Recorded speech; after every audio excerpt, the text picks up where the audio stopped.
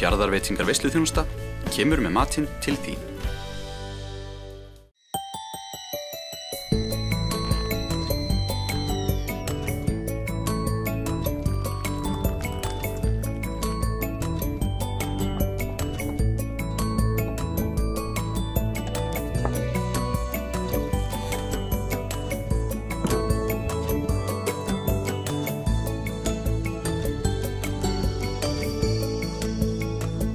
Komið þið sæl, við heilsum ykkur hérna austan. Við ætlum að taka ykkur með á flakkum Austurlandið og við ætlum að fara til að mynda og hjálpa stelpunum í Pokastöð Norðfjarðar að gera poka úr bolum. En við lítum bara á þetta sem samfélagsverkefni, við erum ekki að velta neinum peningum í þessu. Við förum í konundagskaffi í leikskólanu Lyngholt í Reyðarfirði. Kannski er það kökudagur. Við kynnum okkur stofuverslunina Blóðberg á Seyðisfirði. Heyrðu, þeir eru stödd inn í stofunum minni, stofubúðinu minni. En við hefjum leikinn hér á Fljótsdalshéraði. Í grunnskólanum á Egilsstöðum var haldinn nýsköpunardagur á dögunum.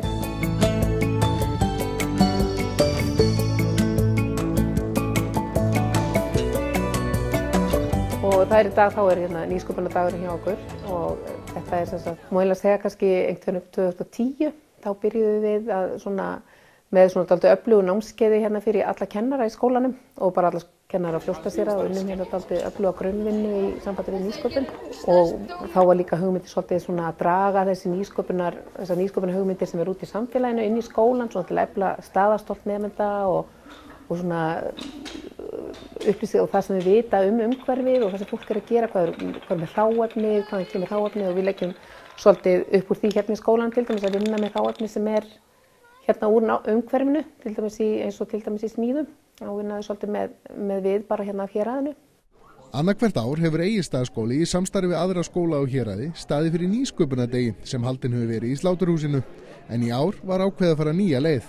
Dag er nýsköpunardagur på skólans okkar og hérna að prófa það að fá foreldra, fá foreldra og nemendur hérna núna seinni part dags stund í skólan þar sem nemendur eru að segja frá sínum hugmyndum og foreldrar eru að skoða og fá líka smá bland, fá fyrirtæki og hugmyndasmiði bara úr samfélaginu til að koma hérna og segja frá sínu starfi, hvernig þau byrjuðu og svo erum við með bara annað starf í skólanum sem líka tengist þessu eins og notkun á mikrobit-tölvunum sem er hérna upp í upplýsingaverinu og krakkarnir sem fóru í legokeppnina fyrir okkur, voru legoliðið okkar, fóru í haust og stóðu sér mikil príði.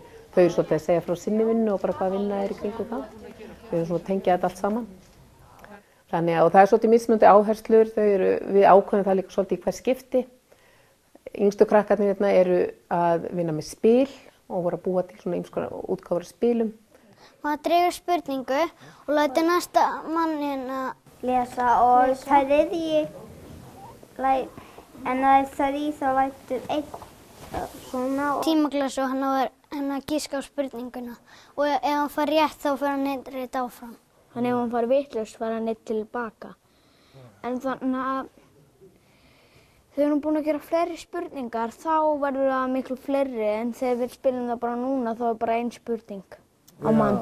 Þið eftir að gera allar spurningarna? Já, og ef maður kemst hérna á 5 og það kemur hérna hindrun eða eitthvað, þetta er heppni, þá fann maður heppnina, en ef maður er að svara í fyrsta og maður fer á einhverju svona hindrun sem að lætur maður til dæmis fara tilbaka eða eitthvað, þá má maður fara yfir ef maður svarar rétt, annars fer maður á hindrunina. Frá 4. bekk og upp í 7. bekk þau voru að reyna að fara í gegnum þetta nýsköpunarferli, kanna finna þarfir og reyna að finna hugmyndir að lausnum, velja síðan hugmynd sem þau vilja vinna með áfram, setja hana fram og þetta tengjum við líka við nýsköpunarkeppnina sem er haldin á vorin, bara grunnskólanemendur á miðstigi á Íslandi. Þannig að við erum að vinna líka, þau eru að undirbúa sína tillögur fyrir nýsköpunarkeppnina og eru þessi grunnvinna sem þau eru að vinna núna og eru að kynna í dag, það er svona líka grunnar því sem þau ætla kannski að senda inn, þeim hugmyndir sem þau ætla að senda inn í þá keppni.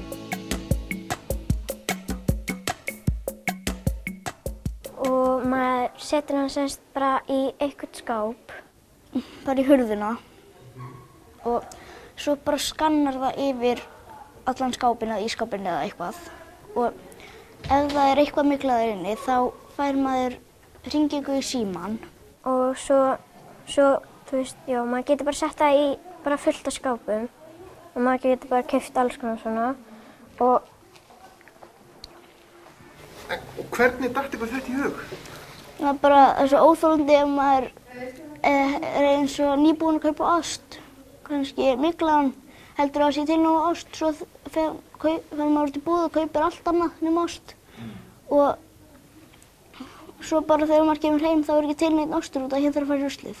Þær vinkonur stefna á að senda þessa hugmynd sína ásamt fleiri hugmyndum í nýsköpunarkeppni sem haldin er fyrir miðsti grunnskólan á landinu og hafa nemendur frá skólanum áður átt fulltrúa þar. Við erum bara með rosalega mikið af hugmyndaríkum krökkum hérna hjá okkur og við finnum líka bara að þeim finnst þetta gaman.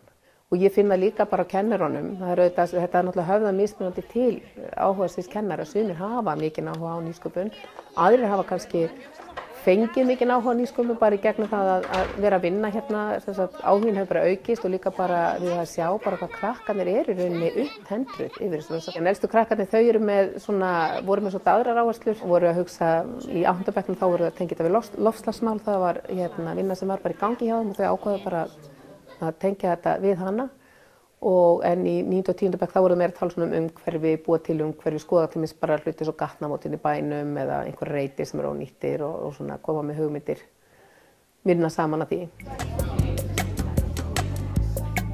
Verkefni gekk út af það að bara búa til borg sem að okkur bara, hefði langað að búa í og bara, selja borgina svona fyrir annað fólk. Og okkur fannst mikilvægt að reyna að endurspegla skólann smá þannig við ákveðum að hafa þetta í sama lit og skólinn er mest partinn og við vildum líka endurspegla veðrið sem er núna þannig við ákveðum að hafa skautasvell í miðjunni. Borgin þeirra ber nafni El Malía, en hvað skildi þeim finnast best við borgina?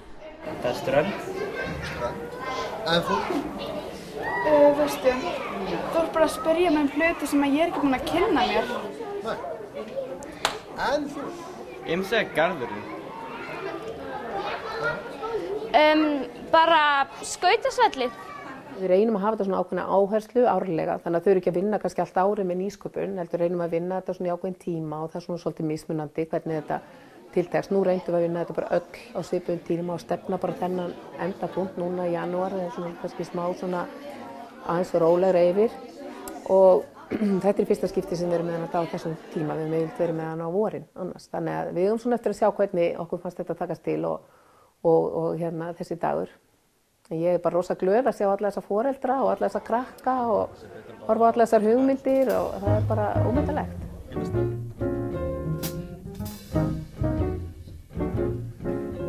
Þau eru stödd inn í stofunni minni, stofubúðinni minni sem átti að lifa í 3 mánuði og bara í sumar. Og hér er hún enn og er að taka á sig breytta mynd og þróast bara. Erna hefur búið í Reykjavík alla sína tíð en komið á Seyðisfjörð ásamt fjölskyldu sinni undanfarin sumur til þess að slappa af og hlaða batteríin. Og svo er maður búin að fylgjast með náttúrulega öllum skipakomunum og öllum túrismannum og svo hefur ósjaldan einhverju leið hérna á glugganum og verið að kíkja inn. Þess maður nýkomin í sturtu eða hvað eina og svo liggur einhver hérna og er að kíkja sko. Og hvumgóður, allavega það er liðin tíð nokkurn veginn og þannig ég ákvað að breyta eins til í ár. Því að fólk er svona forvitið um hús að bjóða þau bara inn og græða á því í leiðinni. Þannig að allir vinna. Þannig var litla stofuverslunin Blóðberg til og eftir gott gengi í sumar ákvað Erna að halda áfram. Fjölskyldan á húsi sem að verslunin er í en það heitir Nóatún og er elsta hús bæjarins. Einnig eigaði húsi við hliðina sem heitir Ingimundahús og þar bjó amma Ernu til tvítugs og vinnur fjölskyldan nú að því að koma því í upprunalegt horf. Fór inn í þetta með engar væntingar, ætlaði bara að hafa gaman að þessu og var endalaust að fylla á og kynntist fullt af fólki og þetta var bara æði. Þannig að ég ákvað að prófa að vera einn í vetur fyrsta árið mitt inn á Seyðisfirði og ákvað að taka eins og aðrar vörur. Og það var eina að höfða til fólksins á fjörðunum, eða Austfjörðunum til þess að bjóða þeim eitthvað nýtt. Eitthvað sem kannski fæst ekki alls staðar og koma svolítið með Reykjavík hingað. Ég er með 3 hönnuð og kirsuberjatrénu á á Vesturgötu í Reykjavík og svo er ég með 5 fatahönnuði úr kiosk á Reykjavík. Þannig að það er Hildur Jómenn og Helikopter og Milla Snorra og Kristjana S. Williams sem gerir púðana hérna líka og það eru konir fastakúnar og svona og gaman og eins og með fötin að þá koma hérna nokkrar og svona á og til og svo er ég alltaf með heitt á könnunni og það er bara verið að kjafta og spjalla og máta föt og já, og bara hafa gaman að. Svo stundum baka ég líka og svona streymir lyktin út og það lokkar. Og fólki þykir líka svo gaman að koma inn í þetta hús, þetta er svo mikil upplifun. Þannig að það er ekki bara að fara í búðaferð, heldur eftir að fara í, þú ert komin heim til einhvers, þannig í stofu hjá einhverjum og í elsta húsinu á Seyðisfirði í Þokkabót. Og þetta er sem sagt bara ákveðin upplifun og mér finnst það æði. Þannig að fólk hefur tekið andköf og það er búið að mynda hérna allt í bak og fyrir og já, þetta er bara búið að vera alveg ótrúlega skemmtilegt og gefandi í alla staði. En hvaðan kemur nafnið Blóðberg? Mér langaði að bara í tengslu við náttúruna. Ég er svona sjálf nokkuð græn eða þess að ég tel mig vera það og alltaf að þróa það meira og meira með mér og ætla bara að hafa þetta svona í tengslu við náttúruna og ætla umvæða mér svona fjöllum og þannig að já, einhvern veginn kom þannig til og bara festist. Það er náttúrulega verið rosa gaman að skýra búðina Nóatún en ég held að það orðið frekar mikið vesen þar sem starðar hérna verslun í Reykjavík sem selur matvörur sem heitir Nóatún þannig að það hefði ekki alveg gengið upp. Munurinn að vera á Seyðisfirði svona yfir hásumarið og svo keyrin í fyrsta veturinn sinn, hvernig hefur það verið? Það er allt annar handleikur, þetta er alveg svart og hvítt en samt sem áður ekki, mér líður alveg jafn vel. Í sumar ég þurfti reynilega bara að opna hurðina og fólki streymdi inn út af öllum skipunum og ferðamaðurinn hann bara labbaði hérna inn en nú þarf maður meira svona að auglýsa og svona að taka aðeins eftir sér og svo leiðist þannig að þetta er alveg ótrúlega lærdómur en dásamlegt, bara eins og segi, finnst þetta æði. Hvað er framundan hjá Ernu í Blóðberg? Ég reykja eitthvað staðnamaður svolítið, maður er einhvern bara fastur í umferð og maður þarf bara heima að elda og þvott og eitthvað, hérna hefur maður svona meiri tíma fyrir sig og ég er með alls konar hugmyndir þannig að það er bara spurning hvernig maður getur svona unnið úr þeim og byggt þetta svolítið á skemmtilegan hátt.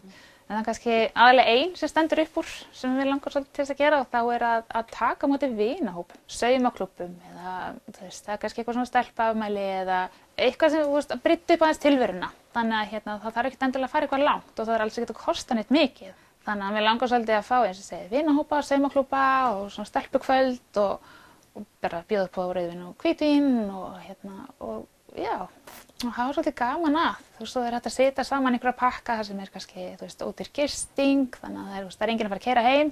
Ég svona setja þannig fyrir mér að fólk hafi bara samband, hringi eða á Facebook og segja mér svolítið frá hópnum. Þá getur maður kannski komið með tillögur að pakka og þar sem henta hverjum að einum eða þannig séð hvað hentar þeim hóp. Ég er búin að halda 2 svona kvöld og það er búið að vera svakalega gaman. Þannig að eftir því, þessi 2 kvöld eiginlega gáðu mér þessa hugmynd að mér langar að taka þetta og bjóða fleirum upp á þetta. Já, þetta var rosalega skemmtilegt.